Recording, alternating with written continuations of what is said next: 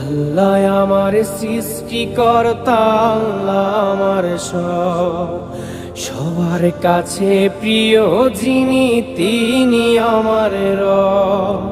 দুনিয়া করব সবাই আল্লাহর ইবাদত, দুনিয়া করব সবাই আল্লাহর ইবাদত। সব কিছুতে দিবেন তিনি তারি রহমত, সব কিছুতে দিবেন তিনি তারি রহমত।